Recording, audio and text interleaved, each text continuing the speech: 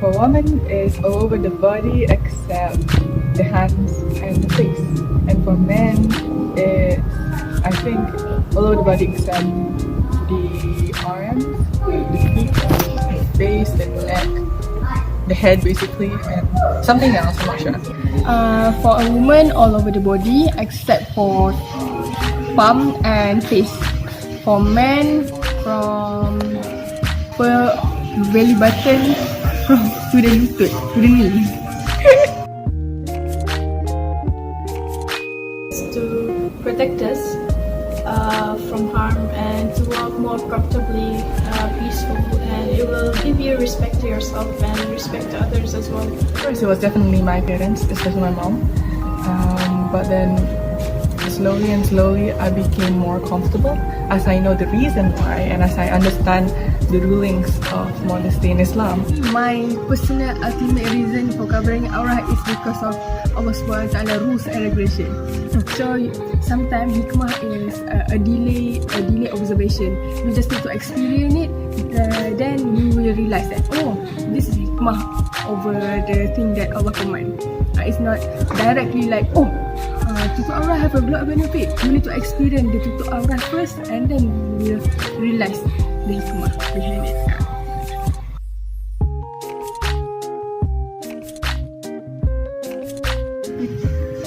People didn't see my actual ugly body, but for me, seriously, this is called aib, right? So I don't want people to see that. So basically, it will close my insecurity. So I don't feel like being compared to other person. So I feel confident about myself.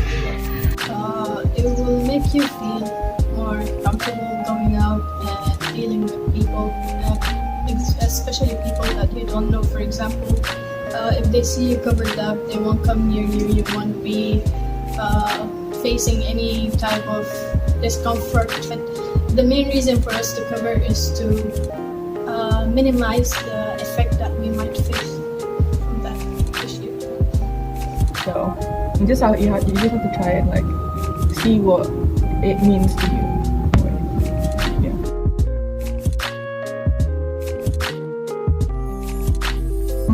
It was especially hard during my teenage years, especially living in a different and foreign country. And so their idea of modesty is incredibly different than Islamic modesty. And so trying to cover it up is a challenge, especially with political climate. And so I try to stay away from skirts and abayas because of the connotation of it at that time. So alright, I find tutup aurat is quite comfortable sometimes, but when doing a work like this at the studio, I feel very exhausted, especially from this shawl. So I think it's about material of the clothes that you use. I feel that if you in a public space and then you didn't cover your aurah, you will feel vulnerable. For me, at least. Today's covering aurah is more challenging because we live in a world that it's okay to do whatever we want as they assume, and everyone you will see they're doing something, you'll be like, okay, I can do the same thing, and you like automatically slowly will just forget the actual values and the actual reasons why we cover and why should we, and that it's a must. So I believe it's a bit challenging and hard to cover nowadays. So yeah.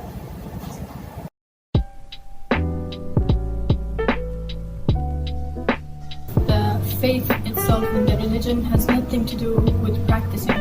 That's personally what I believe. Like for example, someone can believe in Allah, believe in the Prophet Muhammad sallallahu alaihi wasallam. He's a good person and everything. He try as best as he can to, or as best as she can to practice the deen. But for example, they don't cover their hair or they don't cover their aurah properly. We shouldn't judge them based on that, on how faithful they are and if they have iman or not, because this is something between them and between their creator. It has nothing to do with us, basically. Pakai tudung is another command of Allah. Like solat is another command of Allah. Okay, this is by a step to you to fulfill your syariah, akhlak, and the 3 step of tauhid lah, the syariah part. So basically it is a different from your attitude. Your attitude is different, but it is built by this first step, by solah, by any part of the ibadah. So if there's someone that is covering aurah but have a bad attitude, that is her first step to fulfill her ibadah. So you cannot judge her. Everyone start from a different path. So basically, I don't judge people's attitude. Whether every person from various background and experience a various journey that you didn't know. That's all lah. Yes, it does have a correlation, but then a lot of people are starting at different points in their journey in like Islam, and so having a hijab on and still having a hijab on doesn't necessarily mean that they know everything about Islam. It could be just like a starting point, and we just have to respect that, and then like just try to not jump to any conclusion, and just because we don't know where they are and their relationship with Allah, so better not try to kind of like judge them. And if you want to give advice, at least give them in the most beautiful and kind way and the most gentle and understanding way, if you feel like that's what you want to do, instead of just like bullying them for something that you don't know.